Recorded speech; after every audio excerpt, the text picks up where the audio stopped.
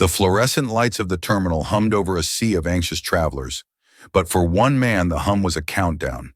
He was tracking a high-value target, a ghost carrying a secret that could destabilize a nation. He was undercover, invisible, or so he thought. To one passenger and to an overzealous security manager named Chad Stillwell, he wasn't a guardian, he was suspicious. What happened next wasn't just a mistake. It wasn't just profiling. It was an act of arrogant power that would trigger a chain of events so catastrophic it would expose a dark conspiracy hiding in plain sight and bring a rain of karma so hard it would shatter the life of the man who started it all. Hartsfield-Jackson Atlanta International Airport was a universe unto itself. On a humid Tuesday evening in late September, Concourse E was a churning river of humanity, a gateway to the world that smelled of jet fuel, Cinnabon, and stale coffee. Special Agent Nathan Rivers felt the familiar grit of fatigue behind his eyes. He'd been awake for 36 hours, and the last 12 had been spent shadowing a whisper. He was a large man, broad-shouldered and tall, which made blending in both a challenge and an asset. People tended to look past him, their eyes sliding off his simple, nondescript uniform. Worn jeans, a gray zip-up hoodie with the hood down, and a battered black North Face backpack slung over one shoulder. He looked like a grad student, a roadie, or just another tired traveler. He was, in fact, one of the top counterintelligence agents in the FBI's Atlanta field office. He checked his phone, a burner, not his official device. 7:14 p.m. His flight to Dulles boarded at 7:45 p.m., his target's flight. Nate's gaze remained locked on a man sitting 3 gates down, partially obscured by a pillar. The man, known to the Bureau only as the Courier, was unremarkable. Beige slacks, blue blazer, thinning brown hair. He was reading a copy of The Economist. He was also carrying a data key in the false heel of his shoe containing the stolen source code for a next-generation drone guidance system. The buyer was waiting in D.C. The seller was the Volkov Syndicate, a Russian organized crime family that had pivoted to corporate and state-level espionage. Nate's job was simple. Don't apprehend. Just watch. Board the same flight. Sit 3 rows back. Observe the handoff at Reagan and identify the buyer. His team in D.C. would handle the rest. This was a sea operation, not a stop operation. He leaned his head back against the vinyl seat, closing his eyes for just a second to ease the strain. He felt a prickle of awareness on the side of his neck. He didn't turn his head. He just opened his eyes, angling them to the left. A woman, probably in her late 50s, was staring at him. She had a tight perm, glasses on a silver chain, and a floral print blouse. She was sitting with her husband, who was blissfully engrossed in a Sudoku puzzle. The woman, let's call her Melinda Finch, looked at Nate, then looked at his bag, then whispered something to her husband, who just grunted. Nate sighed internally. He knew the look. He'd seen it his whole life. He was a black man, sitting alone, wearing a hoodie and not smiling. To a certain kind of person, that combination was a flashing red light. He'd also been sitting in the same spot for nearly 2 hours, longer than a typical passenger. To ease the tension and to confirm his target's e-ticket, he pulled his primary laptop from his backpack. It was a heavy-duty government-issue machine, matte black and devoid of logos. He powered it on. The boot-up screen was a simple gray field asking for a 32-character alphanumeric password. He typed it, and a second biometric screen popped up, scanning his fingerprint. Melinda Finch's eyes widened. She nudged her husband again, harder this time. "Arthur, look, I don't know. It looks like some kind of device." Arthur squinted over his glasses. "It's a laptop, dear. He's been watching that man by the pillar," she hissed, "and he keeps checking his phone." A different phone. Nate accessed the encrypted file. It was an updated manifest from the DC team. He scanned it, his face impassive, committing the new intel to memory. He saw his target stand, stretch, and head toward the men's room. Nate waited 30 seconds, then stood to follow, leaving his bag on the seat. It was a standard tailing maneuver. Melinda gasped. "He's leaving his bag. Arthur, he's leaving the bag. It could be a thing." "Melinda, for heaven's sake," Arthur muttered. but his wife was already on her feet, flagging down a passing gate agent. "Ma'am! Excuse me, ma'am!" Melinda's voice was sharp with panic. "That man," she pointed directly at Nate's back as he ambled toward the restroom. "He's been acting very, very suspicious. He has 2 phones and a strange computer, and now he just left his bag and walked away. I don't feel safe." The gate agent, a young woman named Sarah, looked tired but concerned. "Which man, ma'am?" "The one in the gray hoodie. He just went into the men's room. Please, you have to call someone." Sarah nodded, her professional training kicking in. An unattended bag and a nervous passenger report, true or not, required a call. She picked up her desk phone and dialed the number for the TSA screening checkpoint. "This is Gate E14, she said quietly. "I have a passenger report of a suspicious individual, possibly leaving an unattended bag to conduct surveillance. Male, black, gray hoodie, black backpack. Last seen heading to the E12 men's room." Across the concourse at the central TSA podium, Supervisor Chad Stillwell took the call. A smirk touched his lips. "Suspicious individual? Concourse E? Yeah, copy that. We'll check it out." Stillwell wasn't just a TSA supervisor. He was the self-proclaimed king of Concourse E. He was a man of average height with a military-style flat-top haircut that was clinging to a losing battle with his hairline. He wore his blue uniform with a rigid, pressed importance, his chest puffed out, his array of pins and badges gleaming. He loved the authority. He loved the fear he inspired in travelers who had overpacked their liquids, and he especially loved a good suspicious individual call. He motioned to 2 of his officers. "Walters, Ramirez, got a live one. Gate E14, suspicious male, hoodie, left a bag. Let's go ruin someone's day." Nate Rivers exited the men's room, washing his hands purely for show. His target had been a false alarm. He just used the urinal and was now back at his seat, oblivious. Nate's own flight was boarding in 20 minutes. Everything was on track. He walked back to his seat, slid his laptop into his bag, and zipped it up. He was about to put in his earbuds when 3 figures in TSA blue uniforms stepped in front of him, blocking his path to the gate. The one in the center, the one with the supervisor badge, was Chad Stillwell. His stance was a mix of boredom and aggression, a pose he'd practiced in the mirror. "Sir," Stillwell said, his voice loud enough for the entire gate area to hear, "I'm going to need you to step aside with me." Nate looked up slowly. He kept his hands visible, away from his pockets, away from his bag. This was the drill. De-escalate, comply. "Is there a problem, officer?" Nate asked, his voice calm and level. "We'll determine that," Stillwell said, enjoying the moment. The passengers in the surrounding seats, including a wide-eyed Melinda Finch, were all staring. This was Stillwell's stage. "We've had a report of suspicious activity." He said the words suspicious activity with a heavy, deliberate emphasis, his eyes raking over Nate's hoodie and his brand-name backpack. "Suspicious activity?" Nate repeated, one eyebrow raising slightly. "I've just been sitting here, waiting for my flight, DL 150 to Reagan." "That's the one, huh?" Stillwell said. "What's in the bag, sir?" "My laptop, a book, change of clothes," Nate replied. "Standard carry-on. It all went through your checkpoint less than 2 hours ago." "Maybe," Stillwell smirked, "but things change. You were seen monitoring the terminal, and you left your bag unattended." Nate's internal clock was screaming. His target was 50 feet away. A public scene was the last thing he needed. He was supposed to be a ghost. "I went to the restroom," Nate said, his patience beginning to fray.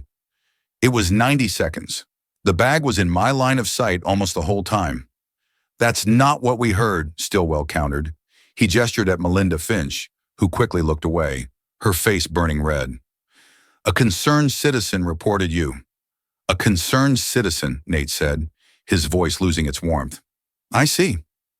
"Look, buddy," Stillwell said, dropping the "sir" and stepping closer, invading Nate's personal space. "I don't know what your game is, but you're giving off a real bad vibe. You fit a profile." "A profile?" Nate asked, his voice dangerously quiet. "And what profile would that be, Supervisor?" "Stillwell?" He made a point of reading the man's name tag. Stillwell's face tightened. He didn't like being challenged. He didn't like the suspect looking him in the eye. He didn't like this man's calm. It felt unnatural. The "don't mess with me" profile, Stillwell snapped. Now, are you going to come with us? Or are we going to do this the hard way? Because I've got APD on speed dial, and I'd be happy to have them toss this entire concourse. The threat hung in the air. Nate did the mental calculus. If APD, Atlanta Police Department, got involved, they'd run his name. His cover name would pop, but the questions would take hours. He'd miss his flight. The operation would be scrubbed. The buyer would walk. He had to contain this. He had to go with them. There's no need for that, Nate said, holding up his hands. I'll cooperate. But I need you to know my flight board's in 15 minutes. I'm on critical business. Oh, I'll bet, Stillwell sneered. He turned to the younger officer, Ramirez. Ramirez, grab his bag. Walters, walk with me. Let's take our friend here to the quiet room. Officer Ramirez, who looked barely 20, hesitated. He had a look of profound discomfort on his face. Sir, maybe we could just do a quick bag check here? The gate's right there. Are you questioning my order, Ramirez? Stillwell's voice dropped. I said grab the bag. This man is a potential threat. We treat him as such. Move. Ramirez swallowed and picked up Nate's backpack as if it might explode. Walters, a burly man who looked like he enjoyed his job a little too much, got behind Nate. Hands where I can see him, let's go, Stillwell commanded. As Nate was marched past the gate, a few passengers clapped softly. Thank you for keeping us safe, Melinda Finch said to Stillwell, her voice trembling with self-righteous relief. Nate locked eyes with her for a split second. He said nothing. His expression was granite. Stillwell, walking backwards in front of him, beamed. Just doing my job, ma'am. You see something, you say something. That's how we keep the skies friendly. Nate was walked down the concourse, past the newsstands and the pretzel shops, a public spectacle. He could feel the stares. He felt the humiliation, the familiar bitter taste of prejudice. But beneath it, a cold, professional anger was building. He saw his target, the courier, look up from his magazine, watch the procession with mild curiosity, and then a small, almost imperceptible smile played on his lips. He thought Nate was just some random guy getting jammed up.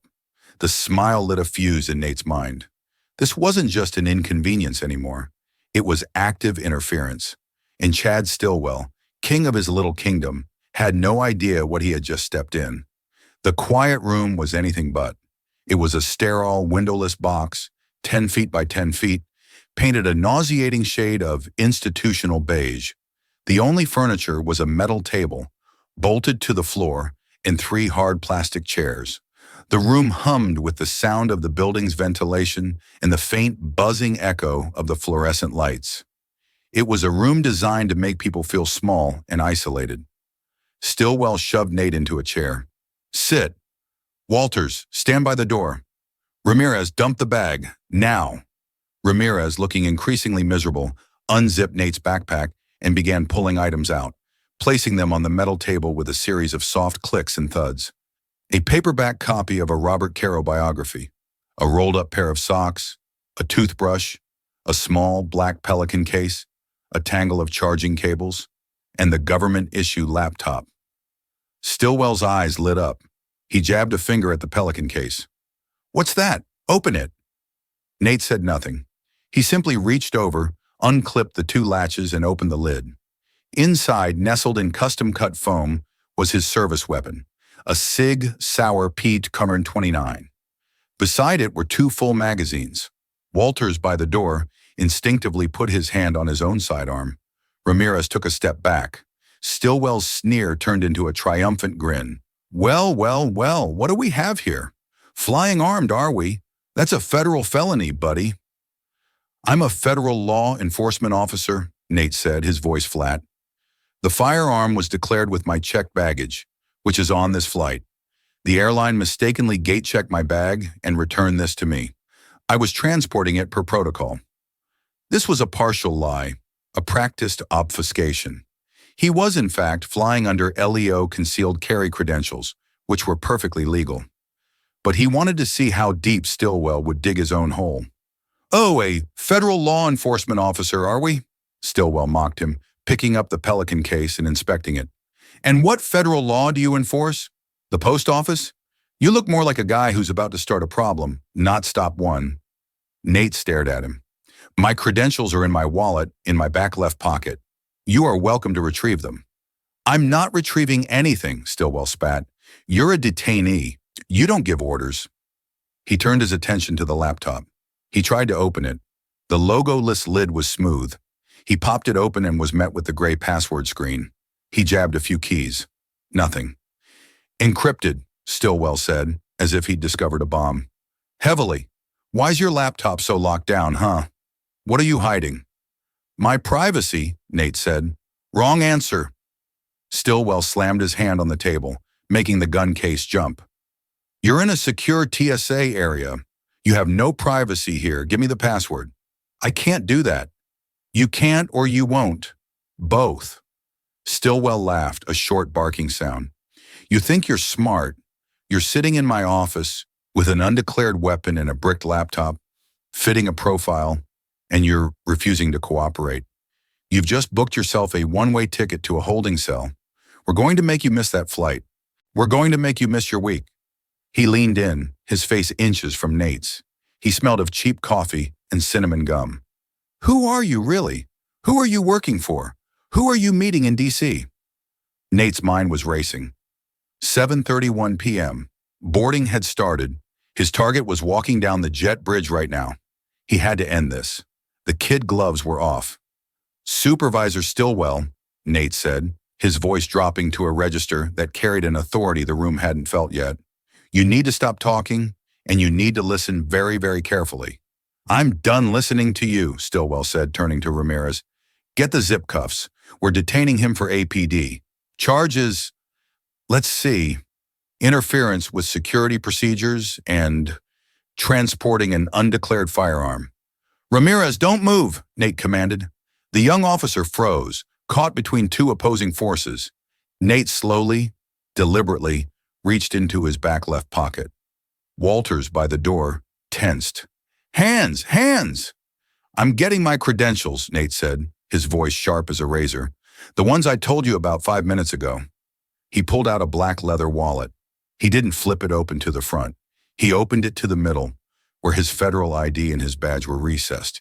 He placed it on the table.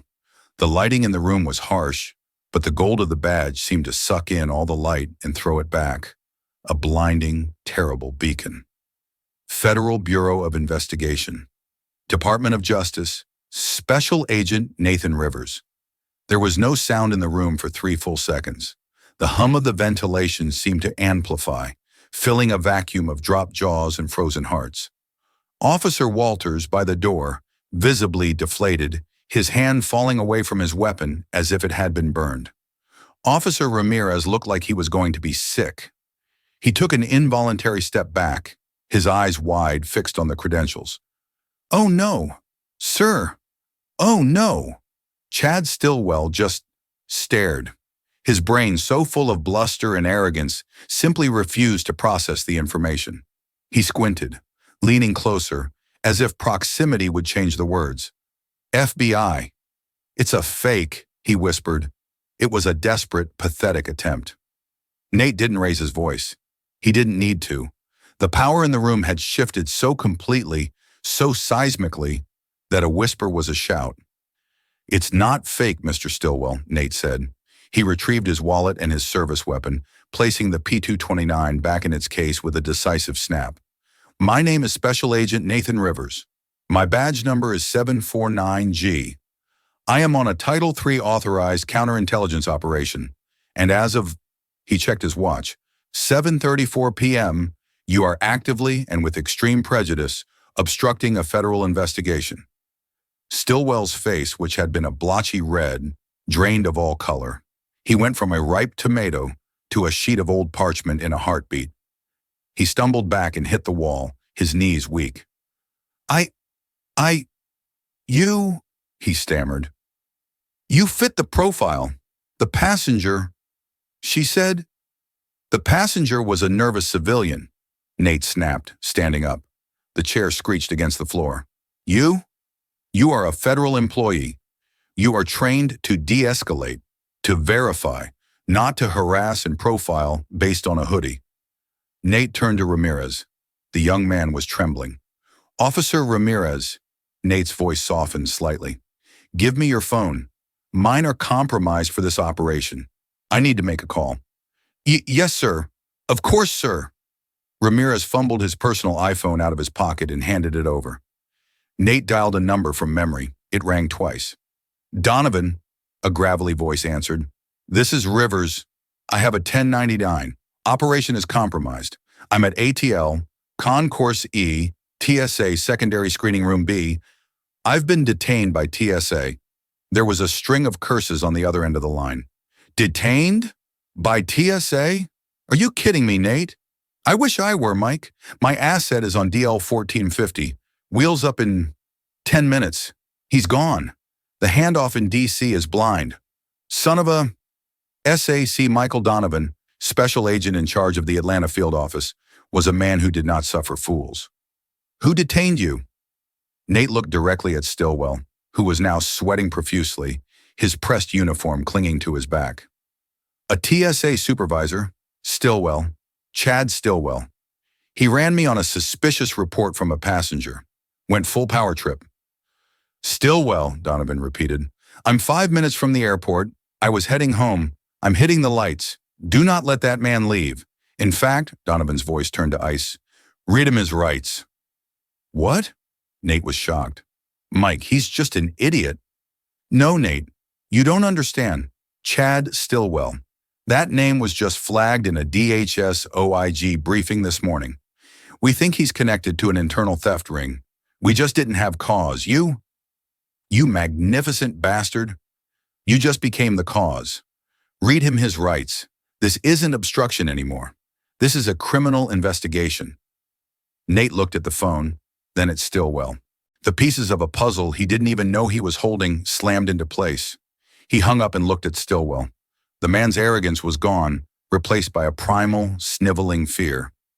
Mr. Stillwell, Nate said, his voice pure, cold steel, you have the right to remain silent. Anything you say can and will be used against you in a court of law. You have the right to an attorney. Stillwell slid down the wall and sat heavily on the floor. What? What is this? I made a mistake. It was a mistake. You're being detained on suspicion of conspiracy and interference with a federal officer, Nate said, pulling out his own set of handcuffs from his backpack. Officer Ramirez, you and Officer Walters are witnesses. You will stay here. Do not touch your radios. Nate cuffed Stillwell, pulling his hands behind his back with a professional, sharp ratchet of the steel. You don't understand. Stillwell was near tears. I was just... What? Nate asked, leaning down. Just what? I was protecting my operation. I saw you. I saw you watching.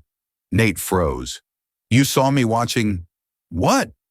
Watching the handoff, Stillwell blurted, his panic overriding all sense.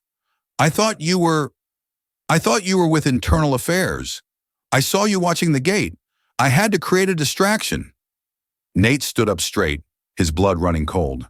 He looked at Ramirez. The flight? DL 1450, my target, Nate said, his mind working at lightning speed. He wasn't the only asset.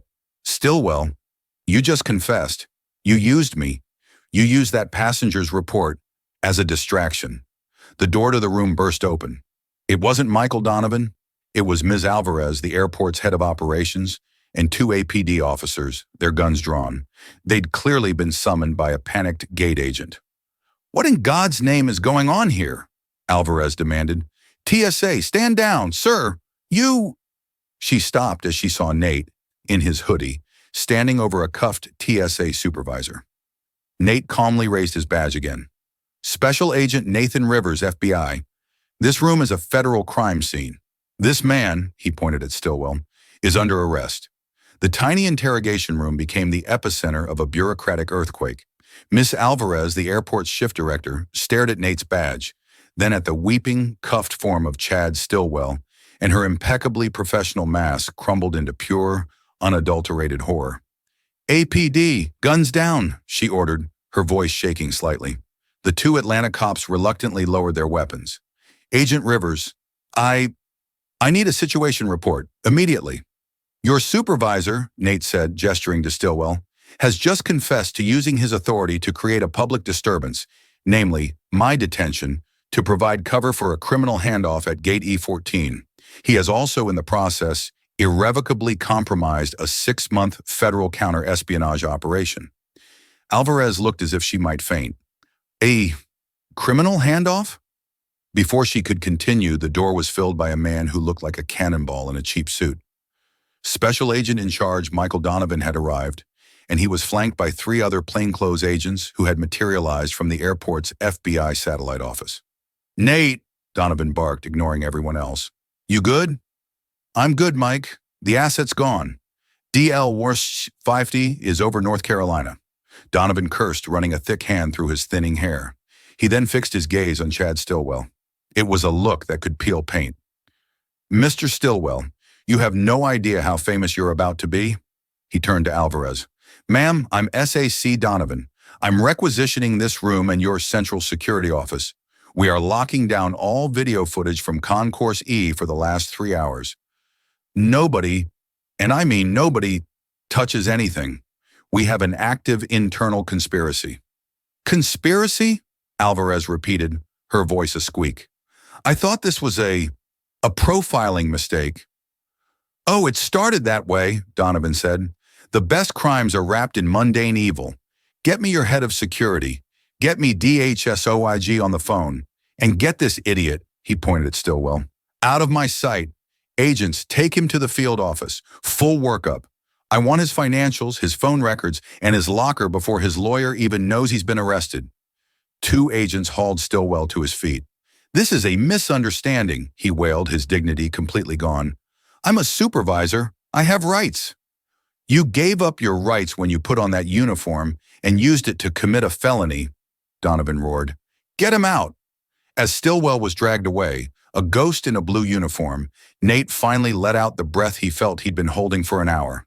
The adrenaline was fading, leaving behind the bone-deep weariness and the bitter taste of a failed mission. "Mike," Nate said, rubbing his face, "the courier's gone. The source code is gone." "We'll get him in D.C., Donovan said, clapping him on the shoulder. "The team's already spinning up. The buyer won't get far. What I'm interested in is this."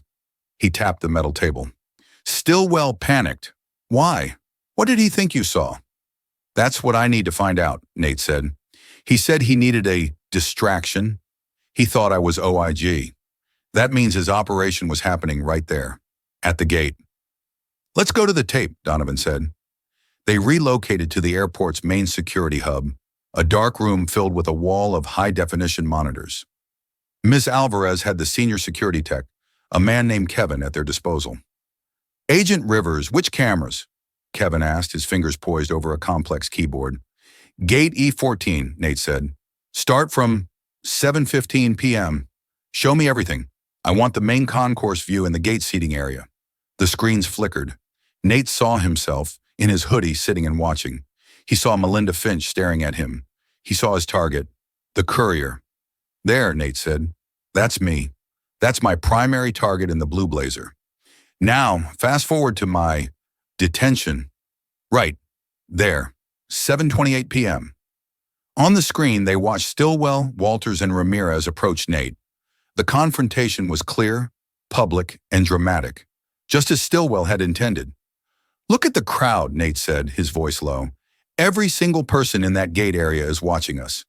Look, Melinda Finch, the gate agent. Even my target is watching." "It's a perfect distraction," Donovan murmured. "A white TSA supervisor hauling a black man out of a gate line? It's human nature bait. Nobody's looking anywhere else." "Nobody except me," Nate said. Kevin switched to the camera overlooking the concourse, zoomed in on the back of the E14 seating area. "Near the newsstand," Kevin typed. The angle changed. They were now looking at the same scene from behind. They saw the cluster of passengers watching Nate's detention. "There," Nate said, pointing. "Stop. Rewind 5 seconds. Play. Slow." The footage crawled. At the exact moment Stillwell was putting his hand on Nate's arm, a different man, A baggage handler in an orange vest walked briskly past the back of the gate area. He was pushing a standard luggage cart. As he passed a man in a business suit who was not Nate's target, he deftly lifted a black, hard-shell laptop case from his cart, and the man in the suit lifted an identical one from his own rollerboard and placed it on the cart. A perfect, seamless switch. "Son of a bitch," Donovan whispered. "The old switcheroo," Nate said. "Stillwell wasn't providing cover for my target. My target was a coincidence, a decoy. Stillwell was providing cover for this guy." "Who's the mule?" Donovan asked. "Kevin," Nate said, his eyes scanning the footage. "Go back. Before the confrontation. I saw Stillwell talking to someone. About 7:10 p.m. by the podium." Kevin's fingers flew. The footage rewound. There was Stillwell by his podium. And who was he talking to? The same baggage handler in the orange vest. They were laughing. Stillwell clapped him on the back, and the handler moved off, pushing his cart toward the gate. "He's the inside man," Nate said. "Stillwell's partner. They're using the TSA checkpoint as a clearinghouse. Stillwell's team clears the stolen goods, probably electronics, jewelry, who knows what, and the baggage handler switches it with a clean mule post security." "But why did Stillwell panic and grab you?" Donovan asked. Nate leaned in, his face close to the monitor. He pointed to his own on-screen image. "Look where I'm sitting. I wasn't just watching my target.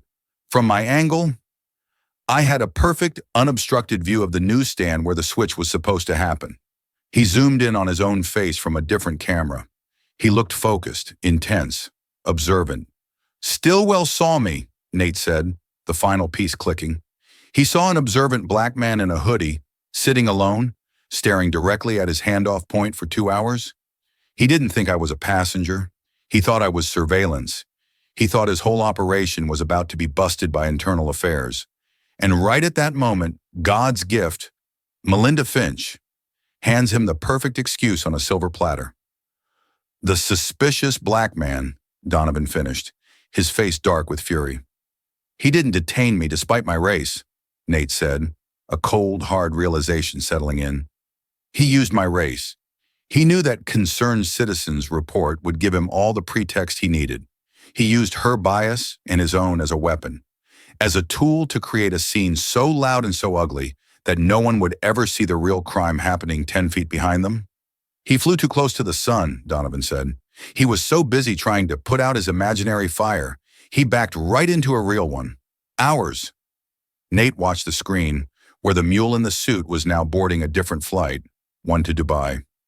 "They weren't just stealing laptops, Mike. That was a clean handoff for a high-value item. Stillwell wasn't running a theft ring. He was running a smuggling operation. The air in the security room felt heavy and toxic. Miss Alvarez was on the phone, her voice a strained whisper, likely talking to a team of very expensive lawyers. "Nate," Donovan said, putting a hand on his agent's shoulder, "your primary mission is a bust, but I'm officially retasking you. This is your case now. I want Stillwell. I want his crew. I want the baggage handler, and I want the man on that flight to Dubai. I want the whole damn thing, from the roots up. You're not flying to DC tonight. You're going to burn this entire concourse to the ground." The next 12 hours were a controlled detonation. The FBI, armed with Stillwell's panicked confession and the crystal-clear surveillance footage, descended on Hartsfield-Jackson not as guests, but as an occupying force. While SAC Donovan coordinated with a now apoplectic Department of Homeland Security, Nate Rivers became the scalpel. He was methodical, relentless, and fueled by a cold, righteous fury. The fatigue of the last 36 hours was burned away by a fresh surge of adrenaline. First Officer Ramirez. Nate and Donovan interviewed him, not as a suspect, but as a witness. The young officer was pale and cooperative, clearly terrified but honest. I always thought Supervisor Stillwell was intense," Ramirez recounted, sitting in a sterile airport conference room. "He had favorites. A specific crew he always put on the Concourse E checkpoint. Walters, a guy named Petrocelli, a woman, Sanderson. He called them his all-stars. He said they had the best eyes." The best eyes for what? Nate asked, his voice gentle. For, for high-value targets, sir, Ramirez admitted. He'd tell us to flag bags with high-end electronics, jewelry cases, stuff like that, for additional screening. But the All-Stars always handled them. The bags would go into the secondary room, and sometimes they'd come out lighter. When the passengers complained later, Stillwell would log it as non-compliant items confiscated. He was running a high-end theft ring right from the checkpoint, Donovan concluded. I think it was more than that, Ramirez said, leaning forward. The baggage handler you identified, his name is Sal Martucci. He's Stillwell's brother-in-law. They're always together. Sal has access to the tarmac, the international baggage claim, everywhere. They weren't just stealing, they were moving. Sal would bring things in from international flights, bypass customs, and Stillwell would use his checkpoint to push them out into the domestic terminal with his mules. Nate and Donovan exchanged a look. This was infinitely bigger than stolen iPads. This was a two-way smuggling channel. Drugs, blood diamonds, stolen data, weapons. The mule on the Dubai flight, Nate said. We got his name from the manifest, Aramco exec. We're betting the laptop case he switched contained, let's say, uncut diamonds, and the one he took from Martucci was full of cash, a clean trade. And your guy, Donovan said to Nate, the Volkov courier, he was just static, background noise, a cosmic coincidence that Stillwell mistook for the entire orchestra. Next, the warrants. A federal judge was woken before dawn. By 4:01 a.m., they had warrants for Stillwell's home, his locker, his car, and the homes of Sal Martucci and the three other all-star TSA agents. Nate led the team on Stillwell's house. It was a modest split level in a quiet suburb, but the garage told a different story. Under a tarp was a vintage Porsche 911, a car a TSA supervisor's salary could never touch. In a safe in his basement, they found $300,000 in cash, vacuum-sealed, and a ledger. The ledger was the nail in the coffin. It detailed dates, flight numbers, clearance fees, and payouts. It listed SM, Sal Martucci, PT, Petrocelli, and the others. It was a meticulous record of a criminal enterprise. But the final damning piece of evidence was found by Nate. Tucked into the back of Stillwell's home office desk was a file. It was a printout from a law enforcement database. It was an internal affairs watch list for the Atlanta airport. Nate's blood ran cold. Mike, he had a source inside DHS. He wasn't just guessing I was OIG. He was paranoid because he knew they were sniffing around. He had a list of potential surveillance officers. He just didn't have my name. He was protected, Donovan said, his voice grim. This goes higher. By 7:00 a.m., Sal Martucci, Petrocelli, Walters, and Sanderson were all in cuffs. Martucci, threatened with treason charges for compromising airport security, folded like a cheap suit. He confessed to everything, painting Stillwell as the arrogant, greedy ringleader. He confirmed Nate's theory, down to the last detail. Yeah, Chad was losing it, Martucci said, chewing his lip in an FBI interrogation room. He knew DHS was sniffing, but he got greedy. This Dubai deal was worth 7 figures. He saw your guy, Agent Rivers, just sitting there, staring. Chad's so racist, he just assumed a black guy in a hoodie had to be trouble. But then he saw him watching the handoff spot, and his paranoia and his racism they just merged, man. He started tweaking. That's him, that's the OIG guy. They're trying to trick me, sending a guy I'd never suspect. That's what he said to me on the phone. So he called a play, Nate said. Yeah, he said, I'm going to use the stupid lady's complaint. I'm going to jam him up, make a big ugly scene. It's the perfect cover. No one will see a thing. He was proud of it. He thought he was a genius. The irony was staggering. Stillwell's own bigotry, the very tool he used to build his profile, was what convinced him that Nate must be a federal agent. And his arrogance, his belief that he could manipulate a situation using a type, was the very thing that blinded him. He was so sure he was right about Nate, but for the entirely wrong reasons. He used a passenger's prejudice as a shield, only to find it was a magnifying glass that set his whole world on fire. By 8 a.m., Nate was back in the airport security office. His DC team had successfully intercepted the courier, but as Nate had predicted, the man had already passed the data key. The buyer was gone. The primary mission was a failure. Nate sat watching the morning news on the monitor, and then a local report came on. It was about a passenger, Melinda Finch. She had posted a long, frantic, and now viral Facebook message about her terrifying experience. She wrote about how she had bravely pointed out a thug in a hoodie who was planning something awful. She praised the hero TSA agent, Chad Stillwell, for arresting him, only to discover he was some kind of secret FBI agent. The comments section was a war zone of public opinion. Nate watched, disgusted. "She's still painting herself as the hero," he muttered. "She'll have her moment," Donovan said, walking in with a fresh coffee. "APD is bringing her in for questioning, not as a suspect, but to give a statement. She's about to find out that her brave act was the pretext for a federal crime. The public humiliation will be significant." Nate nodded. It was something, but the real karma, the hard karma, was still reserved for Stillwell. The immediate explosive series of arrests was only the beginning. The true consequences, the real grinding karma, moved at the glacial, inescapable pace of the federal justice system. The 6 months that followed Chad Stillwell's arrest were not a swift execution. They were a meticulous, agonizing dissection of his entire life, conducted under the harsh, humming lights of federal scrutiny. The U.S. Attorney's Office for the Northern District of Georgia, armed with a mountain of evidence, built an ironclad 80-page indictment. The charges were staggering: conspiracy to commit smuggling, accepting bribes from a foreign entity, theft of government property, money laundering, multiple counts of obstruction of justice, and the charge that Special Agent Nathan Rivers had personally insisted upon: felony interference with a federal agent in the performance of his duties. Stillwell's all-star crew, the so-called Kings of Concourse E, scattered like rats from a flooding ship.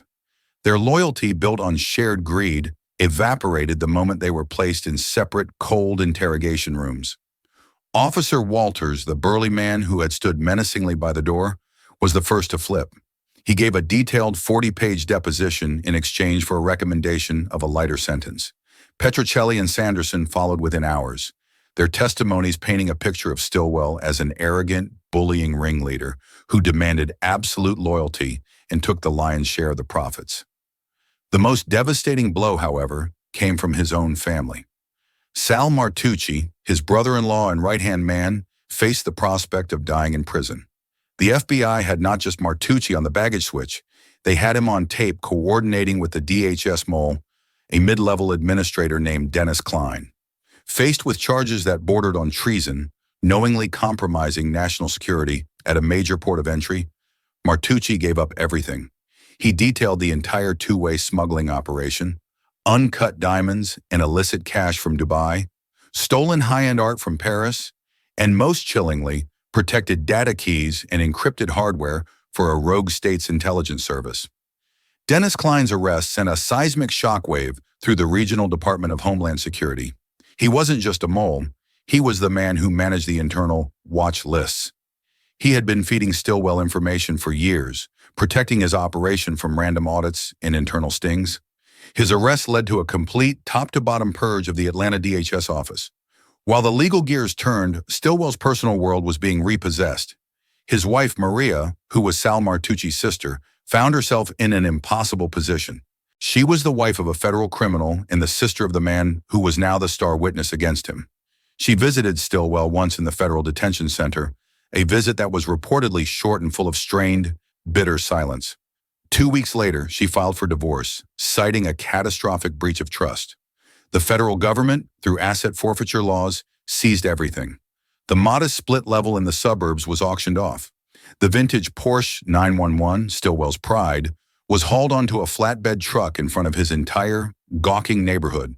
The cash from the basement, the expensive watches, the tailored suits, all of it was cataloged as evidence of a criminal enterprise. Chad Stillwell, the man who had puffed out his chest and demanded respect, was left with nothing but a court-appointed public defender and a standard-issue orange jumpsuit. 6 months after that humid September evening, the case of United States versus Stillwell et al. Was called for a final pretrial hearing. The outcome was a foregone conclusion. The U.S. attorney had offered a global plea deal, and Stillwell, facing a 150-year sentence if convicted at trial, had no choice but to take it. On a crisp March morning, Nathan Rivers walked into the Richard B. Russell Federal Building. He was not there as a witness. His testimony was no longer needed, as there would be no trial. He was there as an observer. He was there for the final punctuation mark. He wasn't wearing his hoodie. He wore a perfectly tailored, dark charcoal suit, a crisp white shirt, and a sober steel blue tie. His shoes were polished to a mirror shine. He looked every inch the powerful, implacable agent of the Federal Bureau of Investigation that he was. He took a seat not in the back, but in the front row, directly behind the prosecution team, his arms folded across his chest. The courtroom doors opened. "All rise." Chad Stillwell was led in, not by his TSA cronies, but by two massive U.S. Marshals. The transformation was horrifying. The arrogant, puffed-up supervisor was gone. The man in his place was a hollowed-out shell. He had lost at least 40 pounds, his orange jumpsuit hanging on his skeletal frame. His military flat top was gone, replaced by a desperate, patchy fuzz on his pale scalp. He was shackled at the hands and feet, the chains clinking with a dreadful finality as he shuffled to the defendant's table. His eyes, sunken and darting, scanned the gallery in a panic. They swept past the press, past the other defendants, and then they landed on Nathan Rivers. Stillwell froze. His breath hitched, a tiny, pathetic sound. His brain, which had 6 months to process its own stupidity, was finally confronted with the living, breathing symbol of his downfall. He wasn't just looking at an FBI agent. He was looking at the man he had called Buddy, the man he had profiled as a thug, the man he had so confidently, so arrogantly, and so publicly detained. He saw the suit. He saw the posture. He saw the cold, clear, unwavering gaze. In that moment, Stillwell understood, in a way the indictment could never make him understand, the sheer scale of his miscalculation. He hadn't just picked on a random traveler. He hadn't just interfered with a cop. He had, with his own two hands, pulled the pin on a grenade and then swallowed it. The man in the suit was the ghost of the man in the hoodie, and both were here to watch him die. "Mr. Stillwell," the judge, Amanda Pryor, said, her voice devoid of emotion, "you have elected to change your plea. How do you plead to the charges listed in Indictment 24 CR 1019? Stillwell's public defender had to nudge him. "Chad, your plea." Stillwell swallowed, his throat clicking. He tried to stand straighter, a last pathetic echo of his former authority. Guilty, Your Honor." The word was a tiny, broken thing in the vast, silent courtroom. Judge Pryor fixed him with a stare that could have chipped glass. "Mr. Stillwell, you were entrusted with the safety of this nation's transportation system. In a post-9/11 world, your position was one of sacred public trust. You were the guardian at the gate, and you used that trust, that uniform, that power, to build a criminal empire. You poisoned your own well, compromising the very security you were sworn to protect, all for greed." She paused, picking up a piece of paper. "I have read the incident report concerning your arrest. Your downfall, it seems, was precipitated by an act of profound arrogance, bias, and frankly, rank stupidity. In your paranoid attempt to protect your criminal enterprise, you profiled and detained a citizen based on his appearance. Your assumption that this man was suspicious was your undoing, because that citizen turned out to be a federal agent. You used public prejudice as a shield, only to discover it was a spotlight. It is the judgment of this court that you are a disgrace to your uniform and a danger to the public you swore to serve." Nate didn't stay to hear the full sentence. He had already read the plea agreement. He knew the number. He stood up, adjusted his suit jacket, and walked toward the exit. As he passed the bar, Stillwell, head bowed, was being cuffed by the marshals. He looked up, his eyes empty, defeated, and utterly broken. He was a ghost long before he ever reached his cell. Nate walked out into the bright Atlanta sunshine. The air felt clean. He pulled out his phone and hit a single number on his favorites. "Donovan," the voice answered. "It's done," Nate said, loosening his tie. He took the plea. 25. No parole for 20. 25, Donovan whistled. Poetic justice. That's a long time to think about the dangers of profiling. By the way, your proactive operational pivot is now a case study at Quantico. Nate allowed himself a small, grim smile. The DC team, using the information from the compromised mission, had successfully anticipated the Volkov syndicate's next move. They hadn't just stopped the handoff. They had managed to feed the buyer a corrupted version of the source code, one that contained a devastating backdoor Trojan. The entire Volkov espionage ring was now compromised. Glad my public humiliation could be of service to the Bureau, Nate said dryly. You're a hero, Nate, Donovan said, not entirely joking. The director's pleased. He's putting you in for a commendation. I don't want a commendation. I want a week off, Nate said. I'm heading home. You've earned it, Donovan said. Hey, Nate. Yeah? Next time, maybe fly in a suit. You look sharp. Nate looked at his reflection in the glass of the courthouse door. Not a chance, Mike. He hung up. As for the first domino, Melinda Finch, her karma was of a different, more social variety. Her viral Facebook post, in which she had praised the hero TSA agent Chad Stillwell for arresting a thug who was planning something awful, was now a source of national ridicule. News outlets covering the Stillwell smuggling ring gleefully screenshotted her post and ran it alongside the FBI's press release, which praised Agent Rivers. She was doxxed, harassed, and became the face of meddling, prejudiced airport Karens everywhere. She had to delete all her social media and, according to a local report, sold her house and moved to a different state. Her see something, say something, righteousness was exposed for what it was, a self-congratulatory prejudice that had nearly derailed a federal case and actively aided a criminal conspiracy. An hour later, Special Agent Nathan Rivers was back at Hartsfield-Jackson. He passed through the new professionally detached Concourse E security checkpoint without a second glance. He bought a coffee, walked to his gate, and sat down. He wore his worn jeans and his gray zip-up hoodie.